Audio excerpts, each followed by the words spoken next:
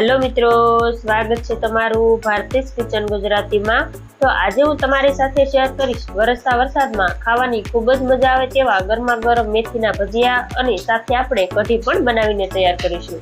આજે આપણે ભજીયા ખાવામાં એકદમ સોફ્ટ અને અંદરથી એકદમ ફૂલેલા અને જાળીદાર બનાવીને તૈયાર કરીશું।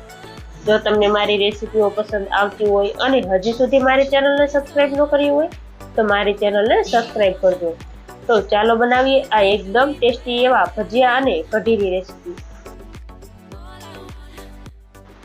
તો ભજીયા બનાવવા માટે આપણે અહીં 1 થી 1.5 કપ જેટલો એકદમ સરસ રીતે ચાળીને ચણાનો લોટ લઈ લીધો છે। આ ભજીયા બનાવતી વખતે હંમેશા ચણાના લોટને આપણે ચાળીને જ ઉપયોગમાં લેવાનો છે, તો જ આપણા ભજીયા એકદમ સરસ રીતે અંદરથી જાળીદાર બનીને તૈયાર થશે। ત્યારબાદ હવે આપણે તેની અંદર એકદમ સરસ રીતે ઝીણી ઝીણી મેથીને કટ કરી આપણે 2 થી 3 વખત પાણીથી ધોઈને આપણે મેથીને નિતારીને ઉમેરી દઈશું। ત્યારબાદ તેમાં ફ્રેશ ઝીણા કાપેલા ધાણા પણ ઉમેરી દઈશું। તમારે જો અહીં થોડી પાલકને ઝીણી કટ કરીને ઉમેરવી હોય તો તમે પાલક પણ ઉમેરી શકો છો। ત્યારબાદ હવે આપણે તેની અંદર એક મીડિયમ સાઇઝની ડુંગળીને આપણે આ રીતે એકદમ ઝીણી ઝીણી ચોપ કરીને ઉમેરવાની છે।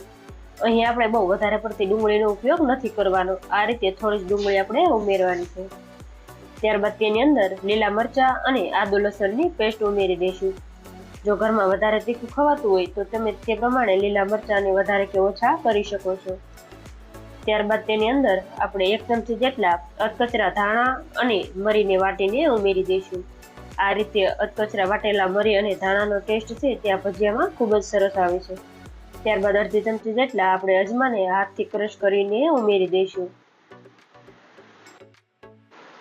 ત્યારબાદ આપણે તેની અંદર સ્વાદ પ્રમાણે મીઠું ઉમેરી દઈશું અને અડધી ચમચી જેટલો આપણે ગરમ મસાલો ઉમેરી દઈશું।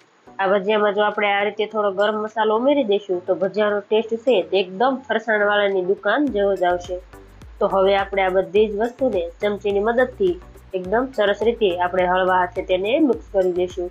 અહીં આ બેટર થોડું ચીકણું ન થઈ જાય તેનું આપણે ખાસ ધ્યાન રાખવાનું છે, નહીંતર આપણા ભજીયા છે તે એકદમ ફૂલેલા નહીં બને। તો આ રીતે હળવા હાથે થોડું મિક્સ થઈ જાય ત્યારબાદ હવે આપણે તેની અંદર થોડું પાણી ઉમેરતા જઈ આપણે બેટર બનાવીને તૈયાર કરી લઈશું।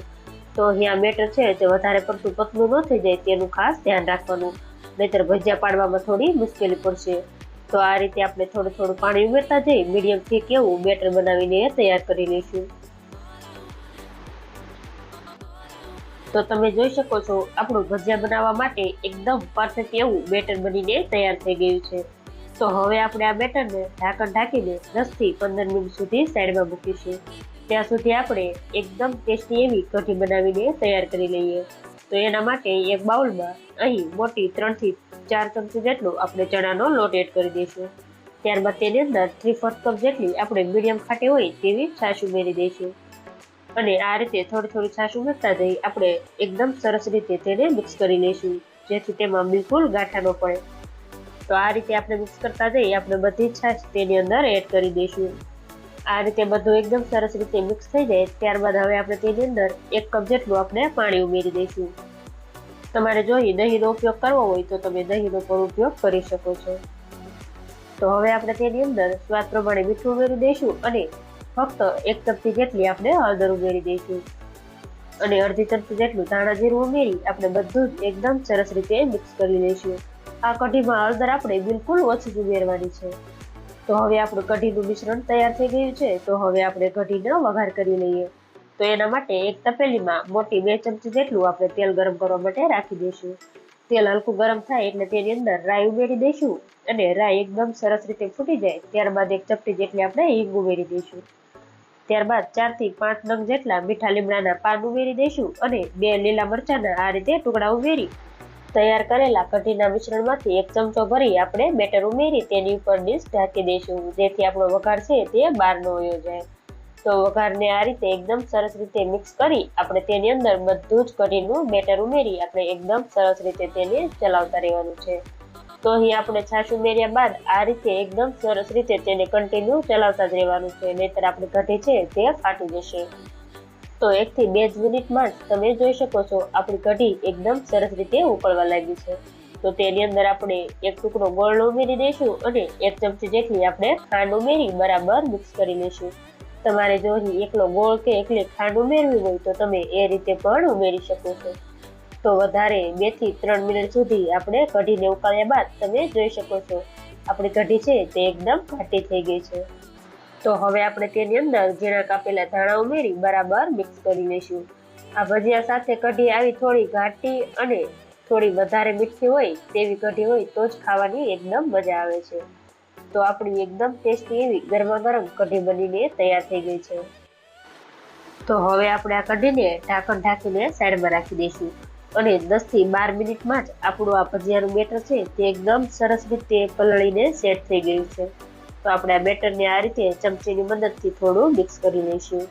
ત્યારબાદ હવે આપણે તેની અંદર રેગ્યુલર ફ્લેવરનો મેં અહીં ઈનોનો ઉપયોગ કર્યો છે, પણ તમે ઈનોની જગ્યાએ સોડાનો પણ ઉપયોગ કરી શકો છો.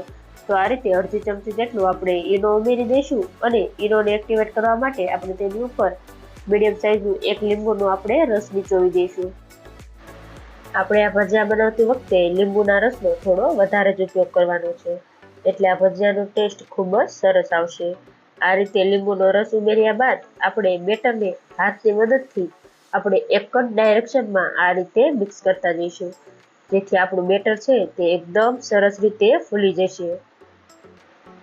તો 1 મિનિટ સુધી આપણે આ રીતે કન્ટિન્યુ ચલાવતા જઈશું, જેથી આપણું બેટર છે તે એકદમ સરસ ફૂલી જાય અને આ રીતે કલરમાં પણ થોડું ઉજળું બની જાય. તો તમે જોઈ શકો છો આપણું બેટર છે એકદમ ફ્લફી બની ગયું છે. તો મેં અહીં ભજીયા તળવા માટે અગાઉ જ તેલ ગરમ કરવા માટે રાખી દીધું હતું. તો આ રીતે આપણે થોડું બેટર ઉમેરતાની સાથે જ તે ઉપર આવી જાય છે. મીન્સ કે આપણું તેલ છે તે ભજીયા તળવા માટે એકદમ પરફેક્ટ છે. તો હવે આપણે તેની અંદર આ રીતે મીડિયમ સાઇઝના ભજીયાને પાડી લઈશું. તો તમે જોઈ શકો છો ભજીયા પાડતાની સાથે જ તેની જાતે જ ઉપર આવવા લાગ્યા છે. મીન્સ કે આપણું ભજીયાનું બેટર એકદમ પરફેક્ટ બની ગયું છે.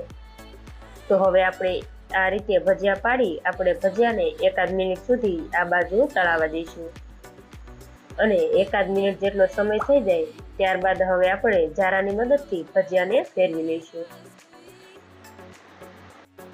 આપણે આ ભજીયાને તળતી વખતે ગેસની ફ્લેમ છે તે આપણે મીડિયમ ટુ હાઈ સાઈડ રાખવાની છે, તો જ આપણા ભજીયા છે તે દેખાવે એકદમ ઉજળા અને એકદમ ફૂલેલા બનીને તૈયાર થશે. જો તમે અહીં ગેસની ફ્લેમ છે તે હાઈ કરી દેશો તો ભજીયા ઉપરથી લાલ થઈ જશે અને અંદરથી કાચા રહી જશે, અને જો તમે ગેસની ફ્લેમ લો રાખશો તો ભજીયામાં તેલ ભરાઈ જશે. તો અહીં આપણે ભજીયાને તળતી વખતે ગેસની flame medium two high side જ રાખવાની છે, તો જ તમારા ભજીયા આવા દેખાવે એકદમ ઉજળા અને જાળીદાર બનીને તૈયાર થશે. જ્યારે આપણે આ ભજીયાનું બેટર બનાવ્યું ત્યારે આપણે માત્ર એક મીડિયમ સાઇઝની ડુંગળીનો જ ઉપયોગ કરેલો છે. તો આપણે આ ભજીયાનું બેટર બનાવતી વખતે આ રીતે થોડી જ ડુંગળીનો ઉપયોગ કરવાનો છે.